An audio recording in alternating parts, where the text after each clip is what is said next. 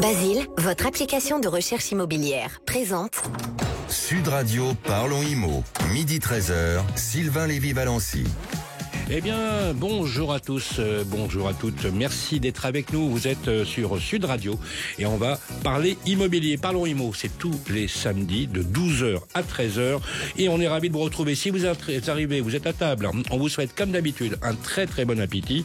Bonjour à toute l'équipe de Radio IMO qui m'accompagne tous les samedis de 12h à 13h. L'énergique, la seule, l'unique Bérénice de Villefloriot. Bonjour Sylvain. Comment ça va, Bérénice? Très bien, et vous? Quand je suis avec vous, ça va toujours très très bien.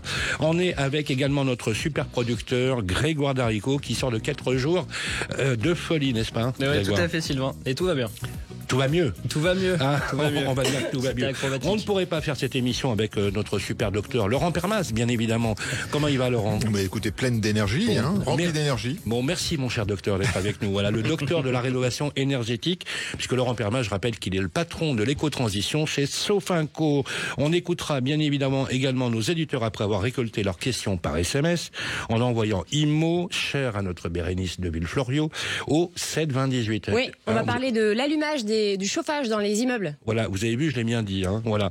Et bien évidemment, on va parler aujourd'hui de ce qu'on appelle le logement intermédiaire. On vous en dit pas plus parce qu'on va vous décrypter ce dont on parle quand on dit logement intermédiaire. Eh bien, c'est simple, il fallait inviter celui qui sait parler en France du logement intermédiaire. Il est le directeur général de INLI. C'est Eric Balsi qui est avec nous. Bonjour Eric. Bonjour. Merci d'être avec nous, bien évidemment avec nos auditeurs. Et on va commencer, comme il est de tradition, avec les infos de la semaine. On va parler de quoi exactement? Alors, bonne nouvelle, chaque parent, grand-parent ou arrière-grand-parent pourra donner jusqu'à 100 000 euros sans payer d'impôt à son enfant ou son petit-enfant pour acheter un logement ancien. Ensuite, je vais vous parler des ascenseurs, puisqu'un très grand nombre d'ascenseurs risquent d'être hors service en mars prochain. Je vous expliquerai pourquoi. Et enfin, qu'est-ce que les Français attendent des agents immobiliers et comment ils les voient? C'est une étude qui est sortie et c'est assez sympa. Enfin, une bonne nouvelle peut-être. On va parler également de rénovation énergétique avec vous, Grégoire. On va parler au menu de... on va parler avec Laurent du chèque énergie. Ça bouge, c'est compliqué. Alors nous, on va le décrypter pour vous. Et puis, on parlera dans notre chronique Maison Saine des petits animaux loin d'être sympathiques. Je parle bien sûr des acariens. Enfin, je vous proposerai un tour de France des biens coups de cœur cette semaine, direction Maison Lafitte. Et on ira ensuite dans la campagne normande. Eh bien, tout de suite, c'est les informations à retenir. Bérénice, quel est le programme de la semaine plutôt chargé? Eh bien, je viens de vous le dire, une mesure concernant les donations familiales, jusqu'à 100 000 euros sans payer d'impôts. Ensuite, les ascenseurs. Un grand nombre d'ascenseurs risquent d'être hors service en mars. Et enfin, les Français, comment voient-ils les agents immobiliers? Alors, on va commencer avec cette bonne nouvelle qui concerne les donations familiales. Oui, très bonne nouvelle. Donc, pour les parents, grands-parents ou arrière-grands-parents qui veulent aider leurs petits-enfants ou leurs enfants à devenir propriétaires, s'ils en ont les moyens, ils vont pouvoir leur donner jusqu'à 100 000 euros sans payer d'impôts pour acheter un logement ancien. Jusqu'à présent, cette mesure ne concernait que les logements neufs et ça représente peu de logements par an. Donc c'est une très bonne nouvelle. C'est un amendement qui a été adopté à l'Assemblée nationale lundi dans le cadre du projet de loi Finances 2026. Alors il y a plusieurs conditions. Déjà, votre enfant, votre petit enfant ne doit pas être propriétaire. Il doit être, comme on appelle, primo-accédant. C'est la première fois qu'il achète. Ensuite, c'est réservé pour l'achat de sa résidence principale. Il doit vivre dans ce logement. Une fois que le logement a été acheté, votre enfant devra le garder au moins 5 ans. Et ce dispositif est temporaire. Il sera du 1er janvier 2026 jusqu'au 30 juin 2027. Vous l'avez compris, cette mesure tente vraiment de répondre à la baisse du pouvoir d'achat immobilier, surtout chez les jeunes qui ont été très impactés, il faut le dire, et qui sont bloqués pour devenir propriétaires. Alors évidemment, ça va pas aider tout le monde. C'est les familles qui ont un petit peu d'argent, forcément. Voilà. C'est pas comme ça mais qu'on ça va débloquer quand même quelques... La crise du logement, mais en partie, bien évidemment. On va suivre ça avec beaucoup de vigilance. On va continuer avec un grand nombre d'ascenseurs, c'est incroyable, qui risquent, c'est vrai ça, d'être hors service en mars prochain. Et oui, c'est une info qui va concerner beaucoup de Français qui vivent en immeuble. À partir du 31 mars prochain, l'opérateur Orange va arrêter son réseau mobile 2G pour passer à la 4G et à la 5G. Et les autres opérateurs vont faire pareil les mois d'après, Bouygues et SFR. Le problème, c'est que 230 000 ascenseurs en France, soit un tiers du parc, fonctionnent encore avec des téléalarmes 2G. Vous savez, c'est le petit bouton avec la cloche jaune là. Oui, qu'on appuie, qu'on utilise quand on reste coincé dans l'ascenseur ou quand on veut s'amuser. Faut pas le faire pour s'amuser, mais bon. En fait, moi, mes enfants ils le font. Mais surtout le faites pas, les amis. C'est hein. ça. Voilà. Sans ce système qui marche, l'ascenseur doit obligatoirement être mis à l'arrêt. C'est obligatoire, c'est la loi. Donc le souci, c'est que les copropriétés sont très en retard pour faire le changement vers la 4 ou 5G. Pourtant, je rappelle que ça coûte pas cher pour une copropriété, c'est quelques centaines d'euros. Et en gros, c'est une demi-journée d'intervention.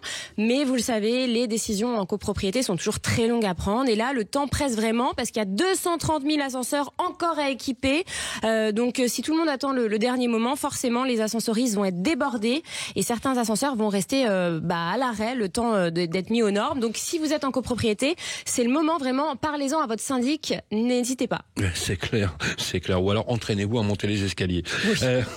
Oui.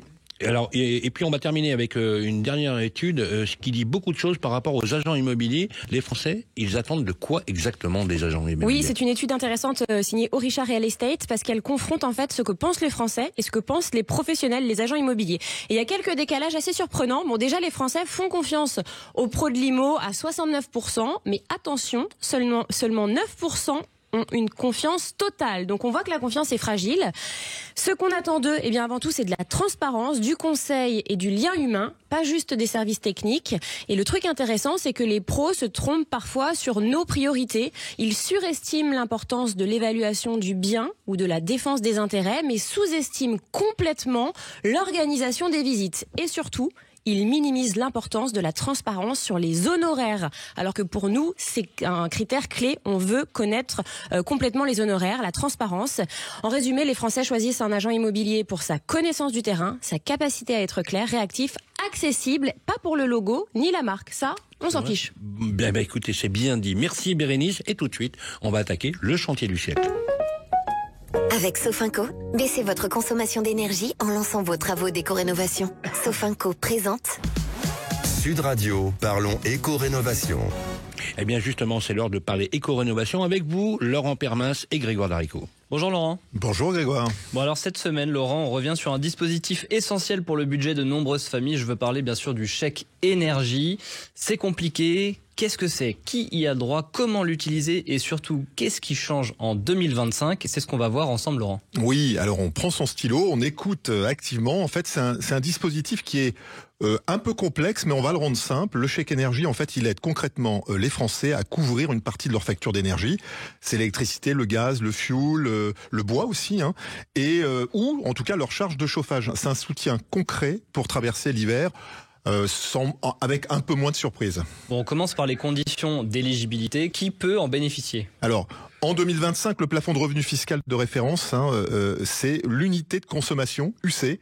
Il est fixé à 11 000 € pour bénéficier du chèque énergie. Donc, c'est un dispositif qui sélectionne les ménages automatiquement, un peu comme les impôts, via un croisement de données fiscales et d'énergie, qui est prise sur justement les relevés. Et si vous n'êtes pas automatiquement détecté, ça c'est important en fait, vous avez un guichet de demande qui est ouvert aujourd'hui et qui vous permet en fait de faire une démarche.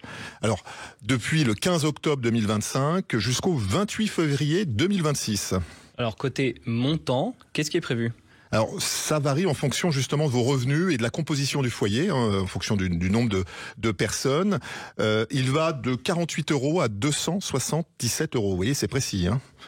Et puis en moyenne, on peut dire que les bénéficiaires en fait reçoivent 150 €.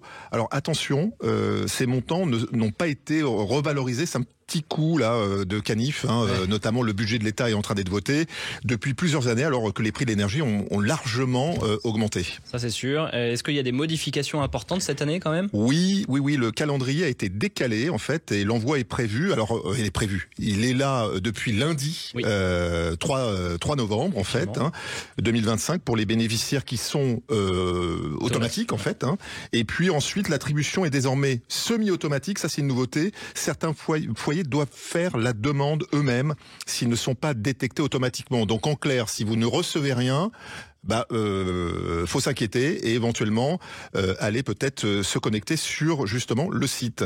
Alors là, on est le samedi 8 novembre. Si on n'a rien reçu encore, justement, on va se connecter. Pour nos auditeurs, Laurent, que peut-on faire concrètement à partir d'aujourd'hui ? Allez, quelques conseils pratiques. En fait, vérifiez votre éligibilité. Hein, c'est ce que j'ai expliqué jusqu'à présent avec le simulateur du site officiel. Si vous n'avez rien reçu depuis le mois d'octobre, déposez une demande via le portail. Attention, il y a une date limite, c'est le 28 février 2026. On utilise aussi ce chèque pour payer ou anticiper vos factures d'énergie ou de chauffage, ou le transmettre, ça c'est une nouveauté, à votre bailleur si vous êtes dans un logement social. Et puis attention aux arnaques, on reçoit toujours des SMS, des mails ou des appels encore pour récupérer vos coordonnées bancaires en faisant passer tout simplement pour le service des chèques rénovation ou des chèques énergie. Ça n'existe pas, hein, surtout ne faites rien, ne donnez aucun document. Et puis le dernier conseil, c'est intégrer ce chèque dans votre gestion globale d'énergie. Hein. C'est en fait une aide de rénovation. Et qu'est-ce qu'on dit à nos auditeurs pour conclure, Laurent ?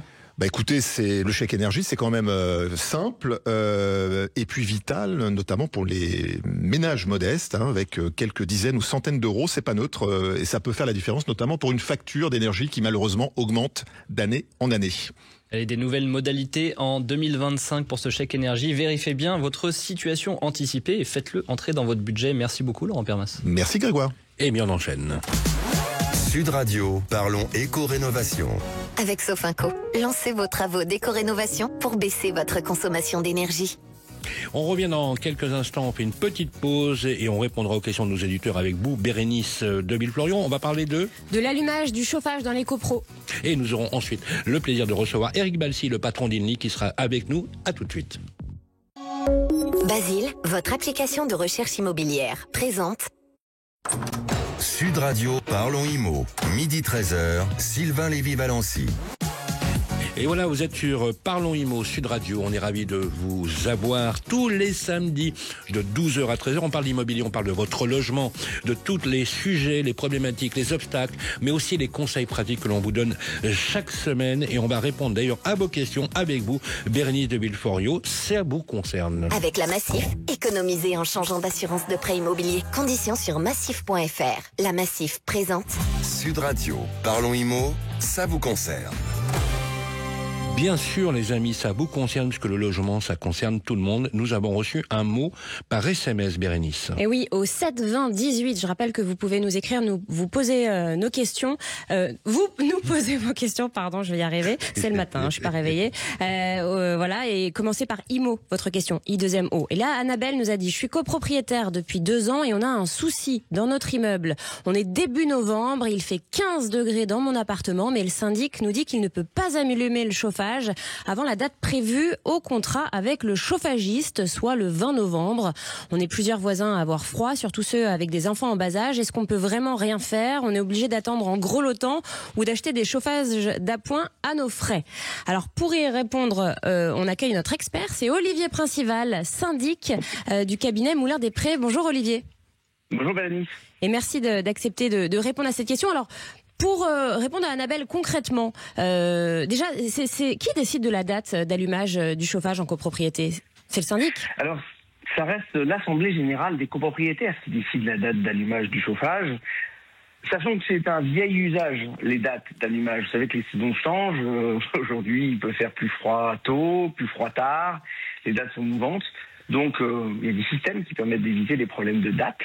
Mais c'est l'Assemblée Générale des copropriétaires qui décide des modalités. Donc ça veut dire que c'est les copropriétaires qui votent ensemble et qui choisissent la date. Exactement, Bérénice. Donc là, pour la copro d'Annabelle, bon, ils ont choisi le 20 novembre, on voit qu'ils ont tous froid. Qu'est-ce qu'ils peuvent faire concrètement ? Il suffit en fait que le conseil syndical vienne dire au syndic le besoin exprimé de mettre en route le chauffage. Le syndic mettra le chauffage en route. Et il faut absolument changer cette date fixe qui n'a plus grand sens aujourd'hui. Nous, ce qu'on peut conseiller, c'est d'installer dans la copropriété une horloge de régulation automatique qui met en route le chauffage dès que besoin et qui l'arrête quand c'est nécessaire. D'accord. Et ça, c'est facile à faire. Mais ça existe dans les copropriétés depuis plus de 30 ans. Donc, quand on entend des immeubles qui arrêtent ou bloquent le chauffage à des dates fixes, on est sur un système très anciens qui nécessitent d'être rénovés et repensés. D'accord. Parce que là, du coup, le syndic évoque un contrat avec le chauffagiste, mais c'est possible ça ? Enfin, ça c'est facilement changeable aussi. En fait, c'est contractuel, donc il suffit juste de changer la règle du jeu et de se mettre d'accord avec le chauffagiste. Effectivement, il y a des contrats, notamment des contrats de performance énergétique ou des contrats de gestion de chaufferie qui prévoient des températures fixes prévues ou des dates de démarrage et des dates de fin. Ça reste un contrat. Il faut que la copropriété modifie la règle pour arriver à changer les choses. Et dernière question, parce que vous nous dites que c'est le conseil syndical qui doit demander au syndic, mais si le conseil syndical, donc l'ensemble des copropriétaires, n'arrive pas à se mettre d'accord, on reste sur la date du 20 novembre. Là, je conseille à Annabelle d'avoir un petit chauffage d'appoint en attendant la période du 20 novembre. Eh oui, et c'est assez frais donc. Eh oui, et voilà. Exactement. Bon. Ou tout du moins voir avec son propriétaire, elle peut aussi peut-être s'arranger. Non, parce qu'elle est copropriétaire, Pardon. Ouais. Eh bien, Annabelle, bienvenue dans le monde de la copropriété. Voilà. Bon, merci beaucoup en tout cas, Olivier Principal, syndic. Vous êtes administrateur de biens et vous êtes président du cabinet Moulin des Prés. Merci beaucoup. Sud Radio, Parlons Immo, ça vous concerne. Avec la Massif, changez votre assurance de prêt immobilier et économisez. Conditions sur massif.fr. Eh bien là, c'est tout de suite l'heure de recevoir notre invité qui est avec nous sur le plateau. Bonjour Éric Balsi. Bonjour Sylvain. Vous êtes le directeur général d'Inly. C'est une filiale d'Action Logement dédiée au logement intermédiaire. C'est quoi le logement intermédiaire ? Alors le logement intermédiaire, c'est une notion qui est réglementaire et fiscale. On n'aime pas trop utiliser ce terme, nous, chez Inly, on parle plutôt de logement à prix maîtrisé. Alors le logement intermédiaire, dans sa définition, il y a un avantage fiscal qui est une TVA 10, ainsi qu'un crédit d'impôt qui vient couvrir le montant de la taxe foncière, donc il y a un avantage pour encourager la production. Alors si le logement intermédiaire existe, c'est grâce à des acteurs comme Inly, qui avaient déjà anticipé ce besoin il y a longtemps, puisqu'on a du logement social qui est très connu avec les sociétés d'HLM, et puis on avait des structures équivalentes à Inly, qui sont devenues finalement Inly avec le regroupement. Une initiative qui permettait de dire, mais on a aussi toute une catégorie souvent de salariés, mais pas que, de gens de la classe moyenne qui ne trouvaient pas des logements pour se loger. Est-ce qu'on peut résumer le logement intermédiaire en disant, voilà, je suis pas assez riche, entre guillemets, ou j'ai pas les moyens d'accéder au marché locatif privé, avec des loyers, et peut-être trop riche pour aller dans le logement social. On peut dire ça comme ça ? C'est exactement ça. Ça parle aux Français. On n'est souvent pas éligible au logement social, mais on n'est pas riche pour autant. Absolument. Justement, pourquoi c'est si difficile de se loger aujourd'hui ? Alors aujourd'hui, il y a beaucoup de choses. Alors c'était déjà vrai il y a quelques temps, mais plusieurs années, mais aujourd'hui c'est encore plus difficile. Il y a une crise profonde, et c'est vrai que quand on interroge nous-mêmes, on a fait une enquête avec Opinionway, 91% des Français estiment qu'il y a une crise profonde, et c'est une réalité. La construction neuve déjà, elle est quasiment à l'arrêt, ou alors c'est très réduit. Les taux d'intérêt ont augmenté, on a beaucoup moins d'investisseurs institutionnels aussi qui viennent investir et compléter le dispositif. On a de l'autre côté le logement social qui a eu aussi quelques difficultés, des ponctions de l'État. Il y a eu la réduction de loyer de solidarité, etc. Qui sont et tout ça cumulé avec aussi des coûts de construction qui ont explosé. Bien sûr. La guerre Russie-Ukraine y a contribué. On le voit, Éric Balsi, c'est ce qu'on appelle une vitrification du marché locatif privé, dont l'offre a été divisée par 2 dans les 2 dernières années, ce qui est quand même incroyable. Les Français, en fait, c'est un désespoir absolu. Ils n'arrivent plus à se loger. Alors justement, vous qui gérez des logements au cœur des grandes métropoles, qu'est-ce que vous voyez concrètement sur le terrain ? Alors sur le terrain, d'abord les élus ont totalement changé de vision, puisque ce logement intermédiaire n'était pas très connu, ils étaient aussi peu favorables, mais ils se rendent compte eux-mêmes qu'il y a effectivement toute une population qui n'arrive plus à se loger parce qu'il n'y a plus d'offres locatives. La fin du Pinel n'a fait qu'accélérer ce phénomène. On le voit en discutant avec les élus à Paris, dans les grandes villes, il n'y a plus d'offres locatives privées tout court. C'est même plus une question de prix. Oui, c'est ça qui est terrible, c'est que dès que vous allez voir l'agent immobilier on leur a parlé, on leur a dit, quand vous avez un dossier à la location, vous avez combien de dossiers en moyenne ? Dans l'heure qui suit, ça peut arriver à 300-400 dossiers. C'est énorme. C'est énorme. On n'a jamais vu ça. Justement, l'offre que vous offrez, parce que vous construisez avec le logement intermédiaire. Alors, je vais pas dire que c'est une martingale, mais c'est quand même une belle solution alternative, non? C'est une belle solution pour loger ces salariés ou la population qui n'a pas les moyens d'aller dans les grandes métropoles. Et c'est surtout en fait dans les grandes métropoles. Exactement. En fait, la vocation d'Inly est simple, c'est de proposer des logements à prix maîtrisé dans les zones les plus tendues.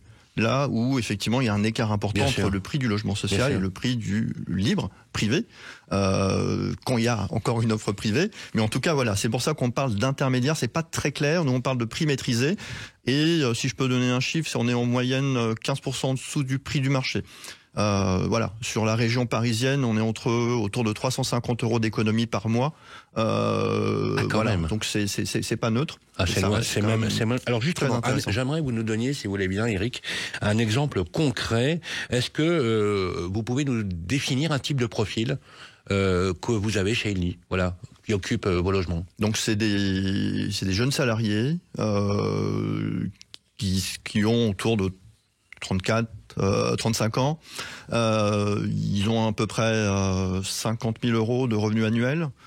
Plus de la moitié gagnent à peu près entre 2500 et 3500 € par mois. Voilà. Ils sont logés essentiellement ou majoritairement sur des 2 pièces, 3 pièces. C'est ce qui est le plus demandé. Bien sûr.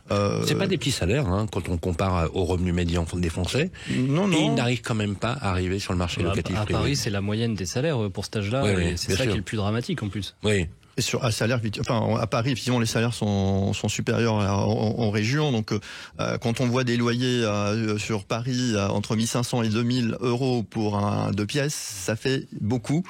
Et effectivement, ces gens-là n'ont pas accès au logement social. Donc, il faut bien leur trouver une solution. Et c'est là où nous, on intervient, puisque on va être alors là, je parlais de 15% en moyenne, mais sur Paris, on peut être entre 20% et 30% en moyenne en dessous du prix du marché. C'est énorme. Donc, ça reste évidemment très, très attractif. Et donc c'est une mission essentielle que vous menez, Éric Balsi. Alors justement, est-ce que ce type de changement, parce qu'on le sait, je vous donne un chiffre. En 2024, 17% des contrats à durée indéterminée de jeunes actifs n'ont pas pu être signés faute de logement. Et est-ce que ce type de logement donc va faciliter, je suppose que oui, un changement de job, une mobilité géographique dans les grandes métropoles? Alors c'est la raison d'être d'Inly. En fait, on est filiale d'Action Logement, on doit faciliter le logement et favoriser l'emploi. Donc c'est véritablement essentiel. Et c'est pareil, on a aussi une enquête très intéressante avec Opinionway où 76% pour 76% des Français, la crise du logement est un frein à l'emploi. Et effectivement, ça vient confirmer ce que vous dites. C'est urgent et les entreprises aujourd'hui ont besoin de recruter, ont besoin de favoriser la mobilité géographique, professionnelle, et notre rôle est là, c'est véritablement d'être à leur côté. Nos clients, évidemment, ce sont les personnes physiques, donc les salariés, mais aussi surtout les entreprises. Alors les entreprises, justement, rapidement, est-ce qu'elles sont sensibles à ce que vous faites et est-ce qu'elles participent justement à cet effort, conjugué d'ailleurs avec les élus locaux? Exactement. Alors, et les élus locaux et les entreprises participent. On organise parfois des rencontres, des rendez-vous. On a été sollicité, ça je peux en parler, du côté de Saint-Nazaire avec les chantiers navals Airbus, puisqu'en fait ils ont des difficultés à recruter avec toutes les commandes qu'il y a et des populations où déjà il y a peu d'offres.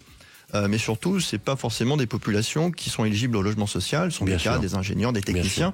Et donc, on y a été, on y a répondu favorablement. Et donc là, on va accélérer la construction sur ce territoire pour venir soutenir un territoire industriel très important pour nous en France. On va continuer d'ailleurs sur ce sujet parce que c'est très important ce que vous dites. Merci en tout cas d'être avec nous. Vous restez avec nous. On va continuer cet entretien. On va voir d'ailleurs où se trouvent ces logements et comment faire pour candidater. On parlera notamment d'une nouvelle résidence qui illustre bien ce modèle. À tout de suite.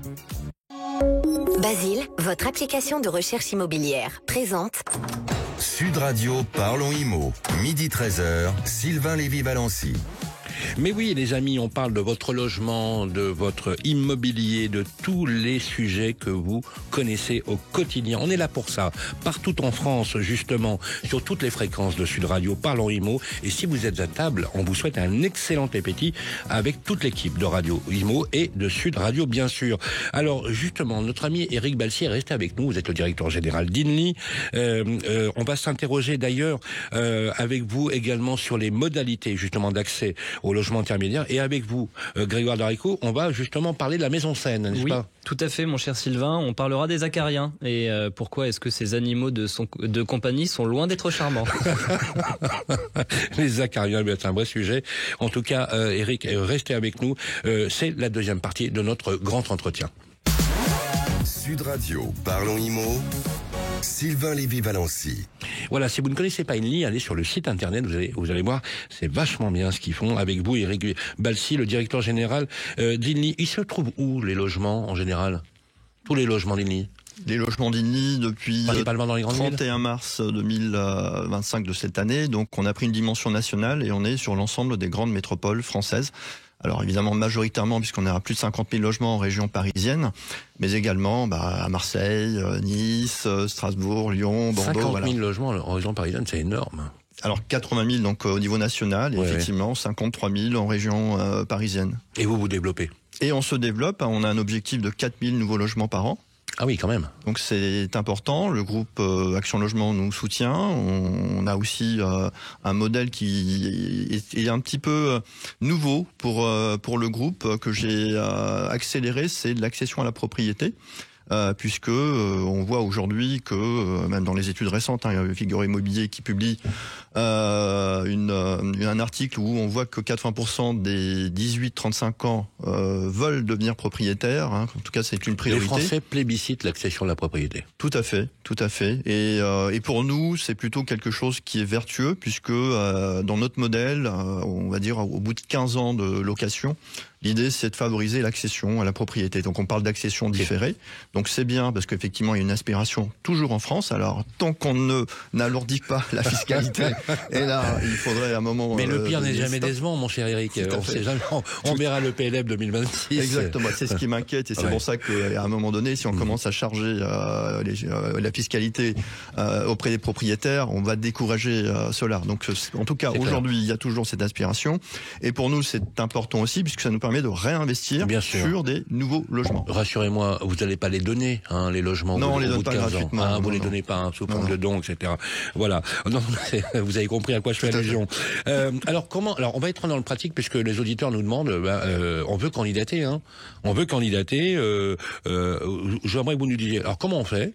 Comment on dépose un dossier ? Quel papier ? Quel délai ? Voilà, concrètement. Il n'y a pas de papier, c'est 100% numérique. Ouf. Alors c'est très simple. C'est très simple. Contrairement à des procédures très lourdes dans le logement social, chez nous c'est facile. Il suffit d'aller sur le site internet inly.fr. On s'inscrit. Il y a des offres et on postule. Alors ça c'est le côté facile. Le côté compliqué, c'est que on a en ce moment 300 logements. Bien sûr. J'ai regardé tout à l'heure. Mais justement, vous faites une sélection, quoi. Mais beaucoup de candidats. Depuis le début de l'année, alors sur notre plateforme, on a 400 000 inscrits à peu près. Depuis le début de l'année, on a 250 000 candidatures et on a attribué 4 600 logements. Voilà. Donc c'est énorme. C'est-à-dire que le site est digitalisé, numérique, etc. Il est facile, mais vous avez une telle pénurie et une telle demande qu'on n'arrive pas, évidemment, à Donc absorber. là, vous avez déjà logé 4600 ménages. Tout à fait.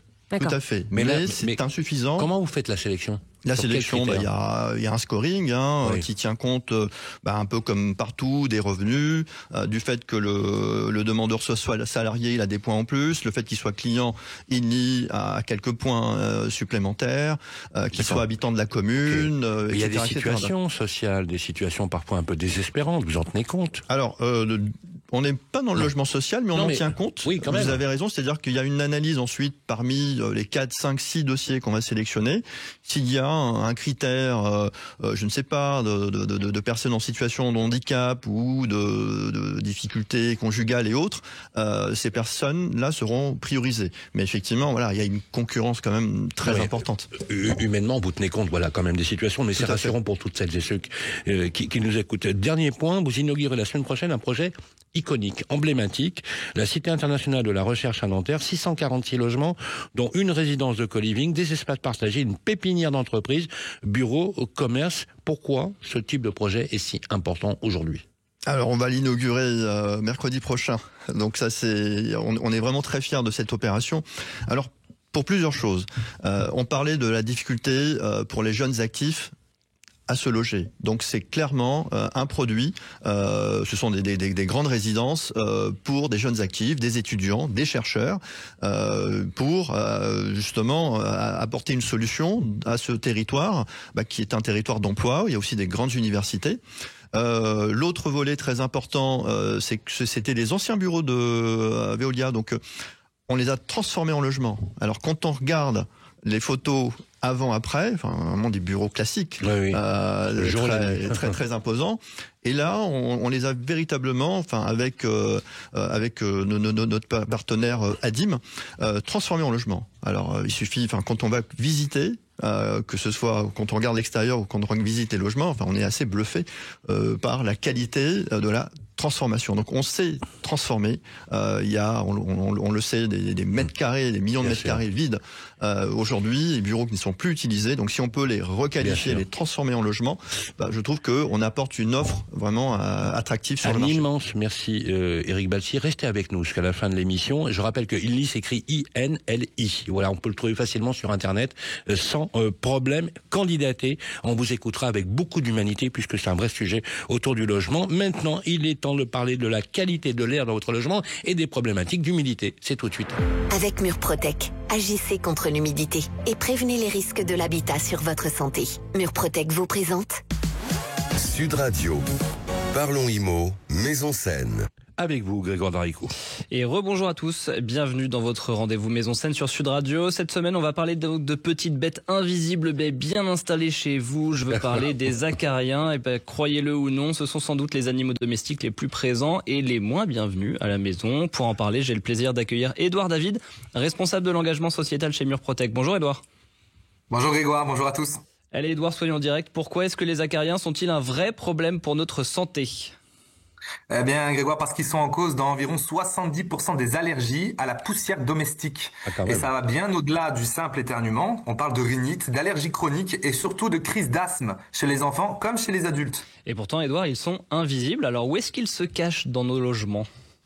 Eh bien, leur lieu préféré, c'est la chambre. C'est la chambre, on va les retrouver notamment dans les matelas, les oreillers, les moquettes, les peluches aussi, quand on regarde les chambres d'enfants. Et leur vraie faiblesse, c'est leur environnement favori, si tu veux, c'est l'humidité et la chaleur. Ajoute-les à cela une mauvaise ventilation et vous avez l'environnement idéal pour les héberger et même en cultiver. Et les moisissures, on en parle souvent dans nos chroniques, c'est lié ? Absolument, absolument. Les moisissures, ce sont en quelque sorte le potager des acariens.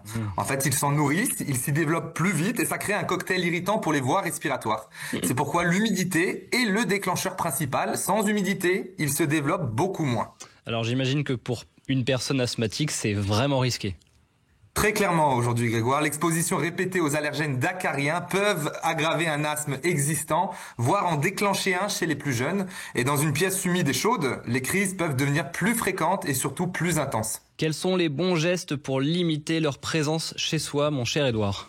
Il y en a plusieurs, simples mais très efficaces. La première, c'est d'aérer, ventiler tous les jours, surtout la chambre, laver la literie à 60 degrés régulièrement, éviter les moquettes et les rideaux qui sont épais dans les chambres, réduire l'humidité bien évidemment avec une bonne ventilation mais surtout un traitement adapté si nécessaire, et en cas de moisissure, agir rapidement car elles aggravent tout le cycle. Est-ce que tu dirais que c'est un problème qui est sous-estimé par les personnes en France ?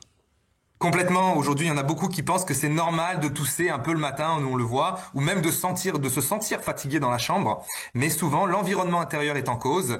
C'est pas le pollen, c'est pas la pollution extérieure. Et les acariens en sont une des principales sources, surtout si l'humidité s'installe. Allez, un petit mot de conclusion, Édouard ?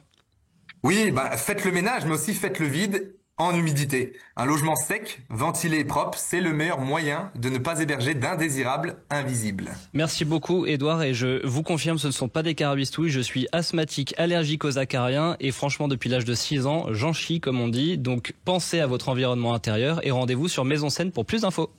Merci Grégoire. Une nouvelle pause et on va se retrouver tout de suite après pour la dernière partie de notre émission au programme au Tour de France des biens coup de cœur. Allez, vous restez avec nous. Sud Radio. Parlons Immo, Maison Seine. Avec Murprotec, agissez contre l'humidité et prévenez les risques de l'habitat sur votre santé. Basile, votre application de recherche immobilière, présente Sud Radio, Parlons Immo. Midi 13h, Sylvain Lévy-Valency.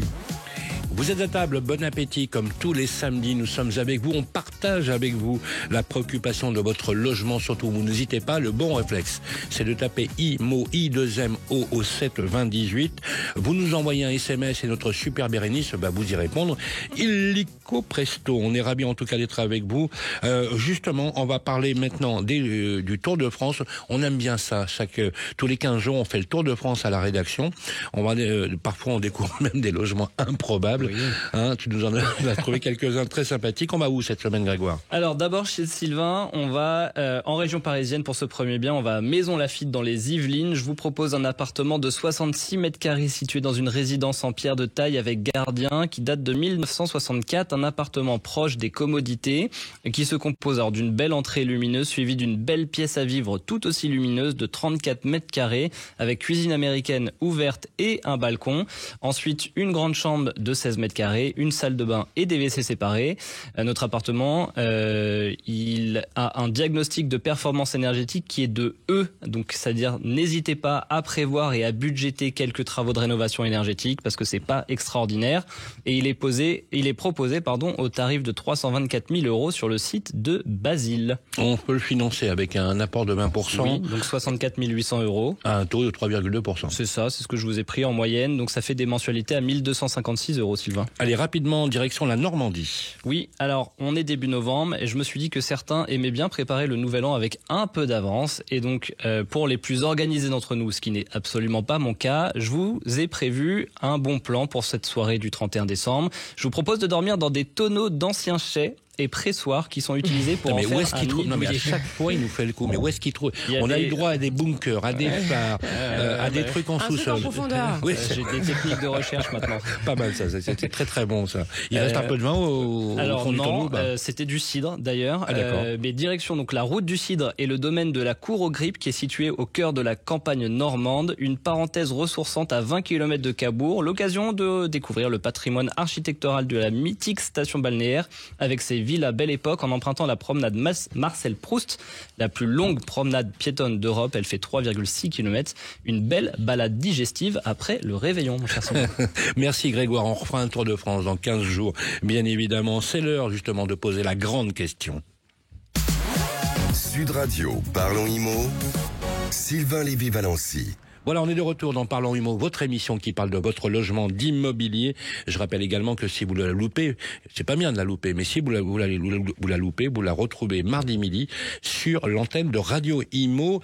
Pour cette dernière séquence, on va parler de quoi, Bérénice, notamment le rapport des Français avec leur argent? Et oui, c'est un paradoxe en fait. Les Français veulent bouger, acheter, devenir propriétaires, mais ils ne le font pas. C'est ce que révèle le dernier baromètre Habitat de Procivis avec Harris Interactive. 62% des non-propriétaires veulent accéder à la propriété.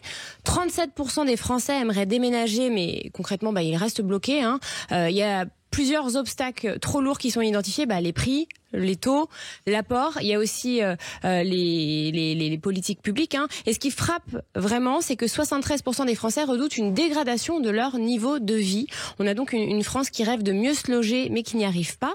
Alors la question c'est, Éric Balsi, vous qui analysez le terrain, est-ce qu'on n'est pas en train de créer une génération sacrifiée en matière de logement, une génération qui voit ses parents propriétaires, qui a grandi avec l'idée que devenir propriétaire c'était la norme, mais qui elle n'y arrivera peut-être jamais. Selon vous, qu'est-ce qui a changé? Est-ce que c'est un blocage d'abord financier, c'est vrai qu'on l'a un petit peu évoqué tout à l'heure, psychologique, ou lié à l'offre de logement qui n'est plus adaptée aux attentes? Alors justement, je voudrais juste ajouter que l'INSEE a décidé, enfin, dans le classement des produits manufacturés, a défini que le logement maintenant était un produit de luxe. C'est vrai, non mais je partage, on le voit. Alors c'est pour ça que nous, on a majoritairement des offres locatives, mais on a beaucoup de candidats à l'accession sur nos tarifs à nous.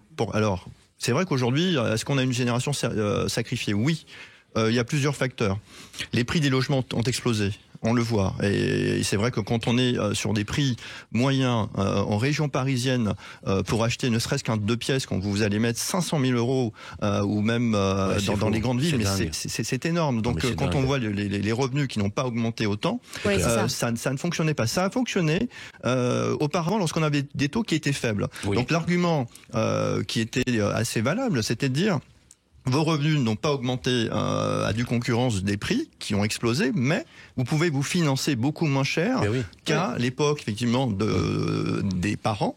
Ou à une autre époque, il y avait une inflation qui était plus élevée. Les taux étaient à 2 chiffres à l'époque de nos... Les taux étaient à 14, 15, 20%. Et on avait une inflation à 10. Et donc l'argument qui était de dire il y a une déconnexion entre le revenu et les prix de l'immobilier, en fait, était totalement balayé par des taux faibles. Donc du coup, l'argumentaire, c'était de dire vous allez compenser des prix élevés parce que vous allez vous financer beaucoup moins cher. Donc c'était vrai, ça a fonctionné, c'est ce qui a tiré aussi le marché. Il y a eu aussi le Pinel qui a permis d'apporter aussi de la construction, puisque on devient locataire, puis finalement on peut acheter. Et donc tout le Pinel a été aussi dans une logique d'accession différée. Donc ça permettait aussi à certains de devenir propriétaires.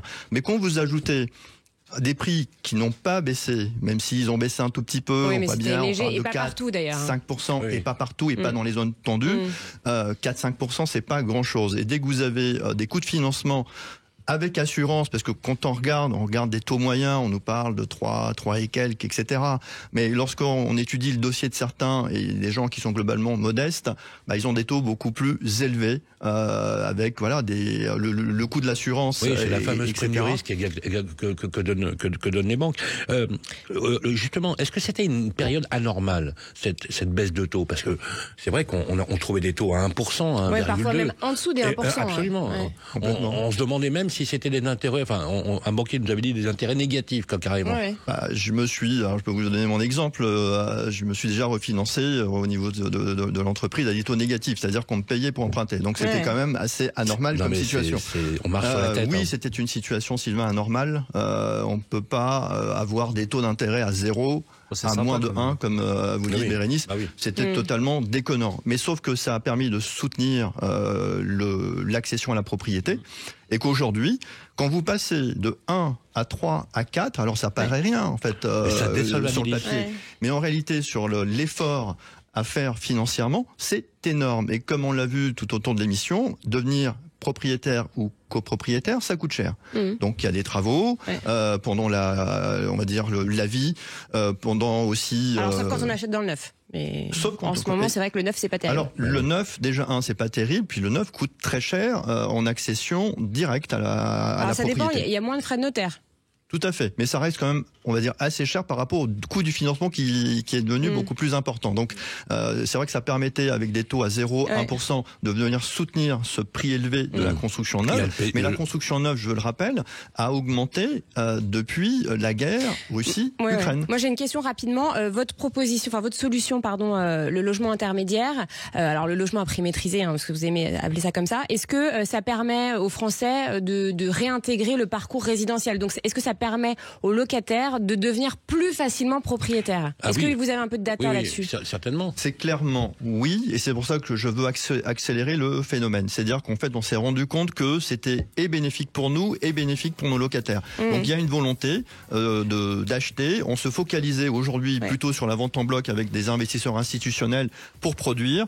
On inverse la tendance et on va plutôt favoriser l'accession à la propriété. Et juste, est-ce que vous avez des échanges avec le gouvernement? Parce que je sais que le Gabriel Attal... Très rapidement. rapidement. Il Ouais, nous reste Gabriel moins d'une Attal minute. en avait parlé, il était très convaincu par le logement intermédiaire. Depuis, est-ce que c'est toujours le cas là, Le nouveau du ministre est gouvernement ? toujours convaincu. Ses propos sur le logement intermédiaire sont plutôt favorables et donc on va accélérer effectivement cette tendance. Un excellent signe. Merci Éric Balsi. Je rappelle que vous êtes le directeur général d'INLI, INLI, que vous trouvez sur Internet. Merci à toutes et à tous. Merci à l'équipe de Radio Imo d'avoir partagé ce moment. Notre super Anthony derrière à la technique. On vous souhaite un excellent week-end. On vous retrouve samedi prochain dès 12h. Et n'oubliez pas, mardi à midi, on retransmet l'émission sur Radio Imo. Prenez soin de vous et on se retrouve samedi prochain.